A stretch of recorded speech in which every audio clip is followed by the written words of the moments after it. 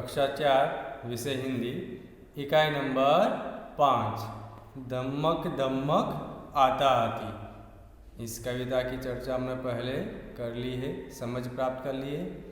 आपने कविता भी तैयार कर ली होंगी।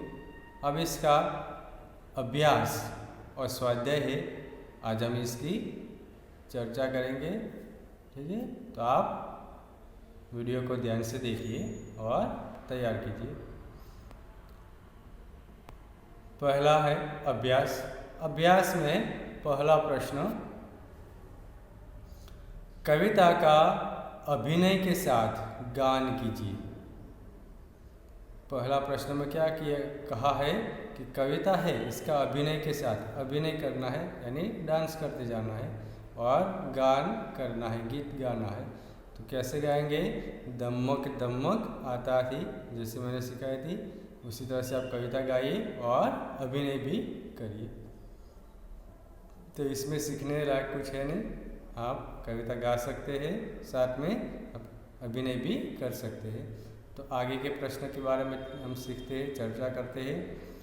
सूचना के अनुसार अभिनय कीजिए। क्या करना है? सूचना के अनुसार, यहाँ पर जो सूचना हमें मिलेगी इसके अनुसार अभिनय करना है। अभिनय यानी एक्टिंग। तो पहला है रोना।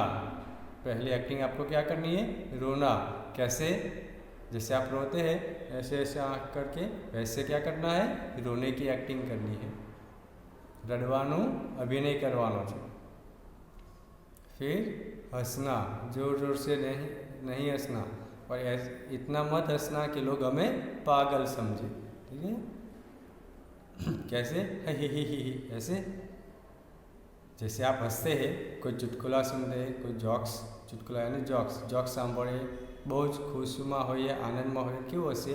એવું મધુર હાસ્ય, એવો અભિનય કરવાનો છે। આગળ છે पटाखे छोड़ना। दिवाली अभी चली गई है, पटाखे आपने जलाए होंगे।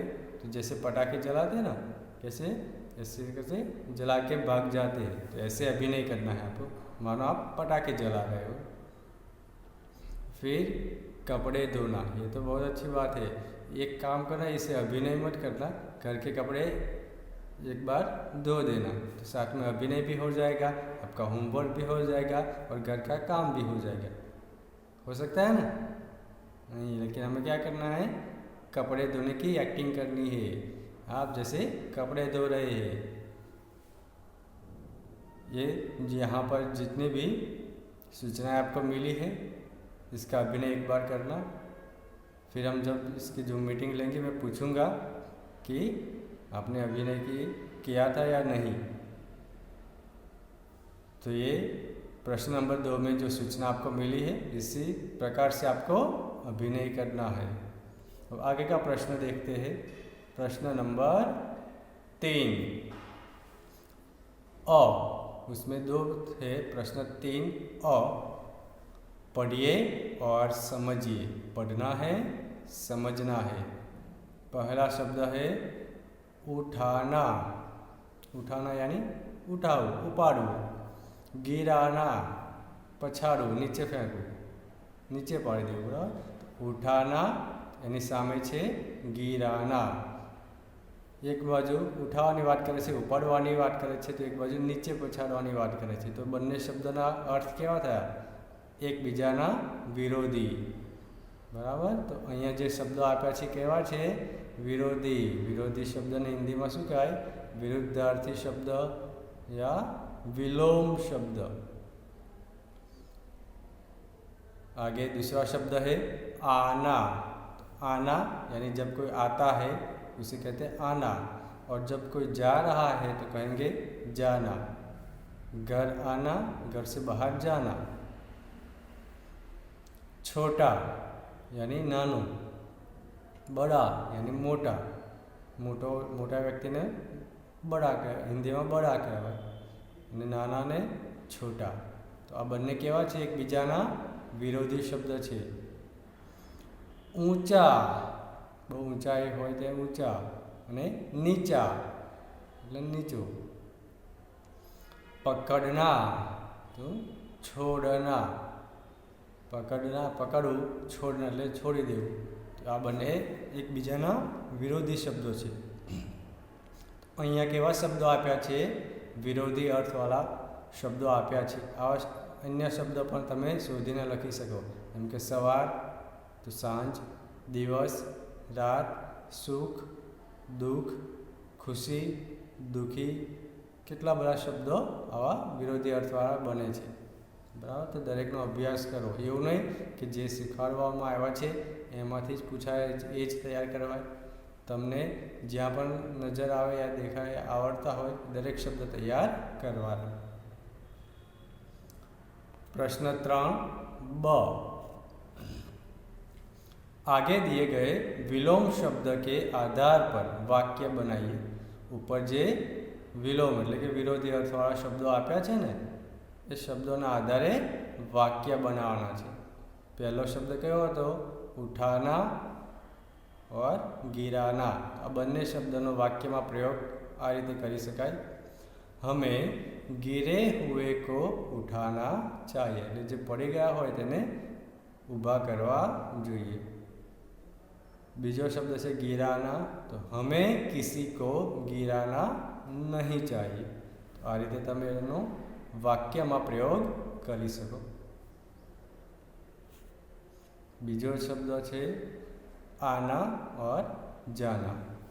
आज हमारे घर कोई आना चाहिए એટલે આજે અમારે ત્યાં કોઈ આવવું જોઈએ।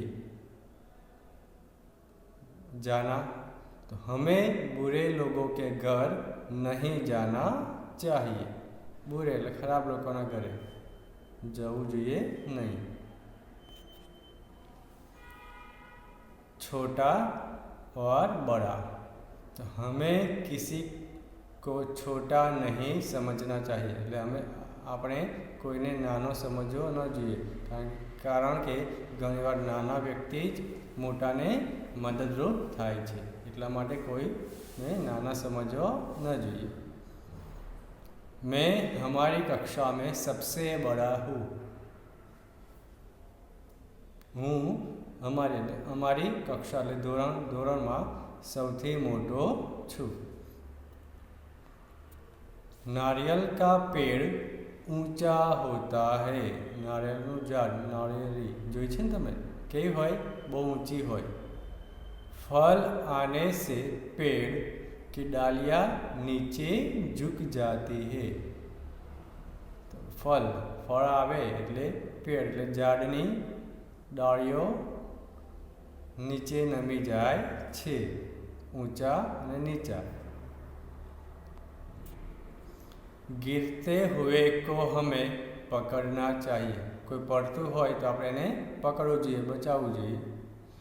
चोर को कभी नहीं छोड़ना चाहिए। ચોરને એકવાર પકડ્યા હોય તો ક્યારેય છોડવો જોઈએ નહીં। તો આ રીતે આપણે એનો વાક્ય બનાવી શકીએ। તમે તમારા વિચાર પ્રમાણે પણ અલગ વાક્ય બનાવી શકો છો। આગળનો પ્રશ્ન છે ચિત્ર કે આધાર પર કહાની लिखिए। ચિત્ર આપ્યા છે તેના આધારે વાર્તા લખવાની છે। તો પહેલું ચિત્ર જુઓ। ચિત્રમાં શું શું દેખાય છે? સિંહ છે, ઊંટ છે, હરણ છે, વરુ છે, સસલું છે, ગાય દેખાય છે। આ બધું જ એટલે કે પ્રાણીઓ છે। વૃક્ષો છે એટલે કે જંગલનું ચિત્ર છે, જંગલમાં પ્રાણીઓ છે, જાનવર। બરાબર, તો વાર્તાનું આ પહેલું ચિત્ર છે। પહેલા ચિત્રને આધારે વાર્તાની શરૂઆત આપણે આ રીતે કરી શકીએ।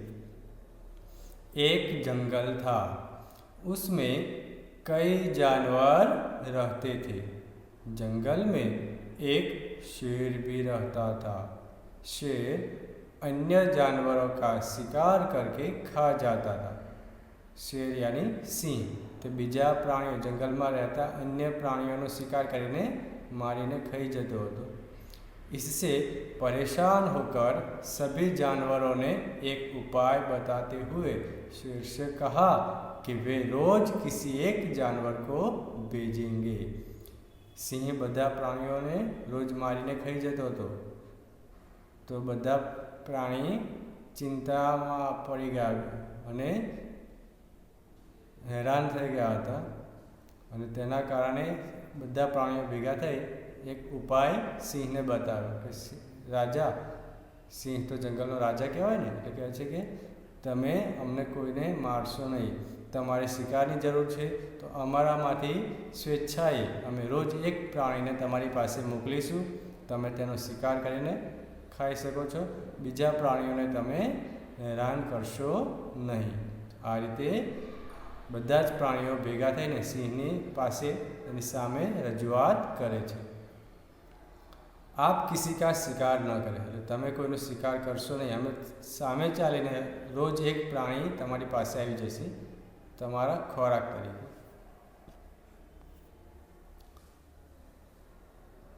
બીજું ચિત્ર જુઓ, સિંહ છે,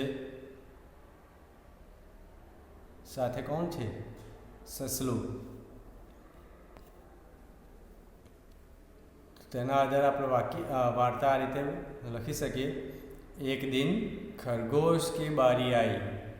હવે બધા પ્રાણીઓ શું નક્કી કરેલું? રોજ એક પ્રાણી સિંહ પાસે જશે। તો એક દિવસ ખરગોશ એટલે સસલાનો નંબર આવ્યો, એનો વારો આવ્યો। उसने समझदारी से काम लिया, तेने समझदारी से काम કર્યું, बुद्धि से काम કર્યું। वह जानबूझकर सिंह के पास देर से पहुंचा, એટલે કે शेर इसे सिंह भी कहते हैं। तो जानी जोईने ते सिंह पासे मोड़ू पहुँचे से। भूखा शेर गुस्से में था। सिंह ने भूख लागी थी અને એટલા માટે ગુસ્સામાં હતો।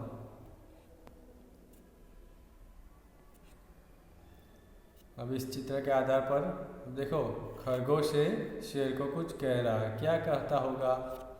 खरगोश ने कहा, रास्ते में एक दूसरा शेर मिल गया था, उसने मुझे रोक लिया था।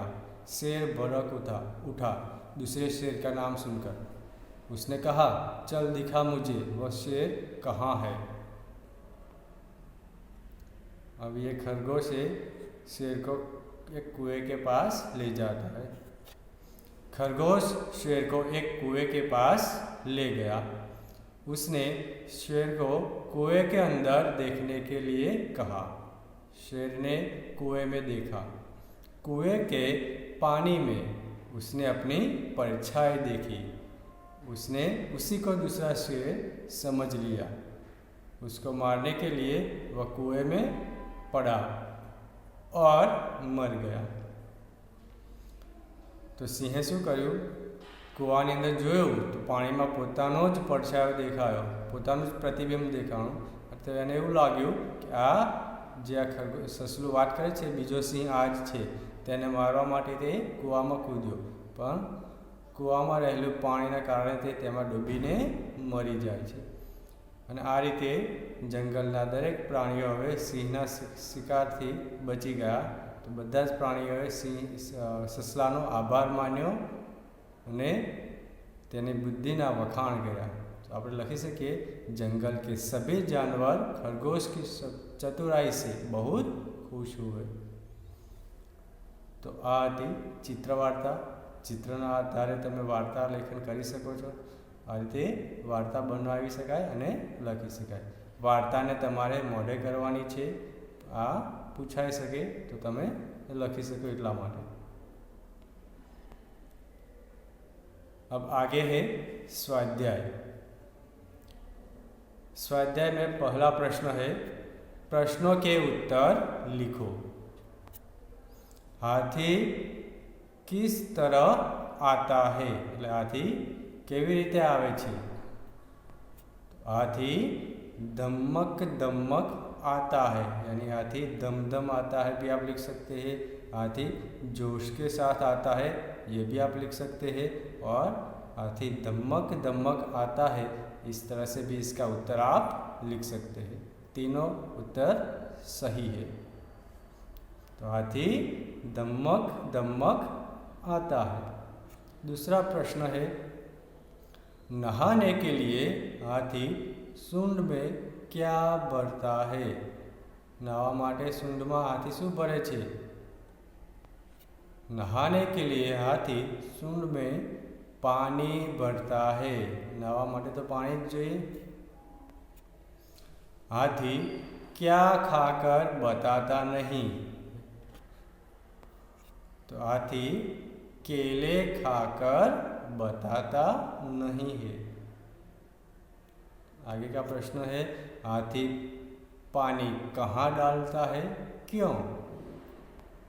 हाथी अपने ऊपर पानी डालता है क्योंकि वह नहाना चाहता है।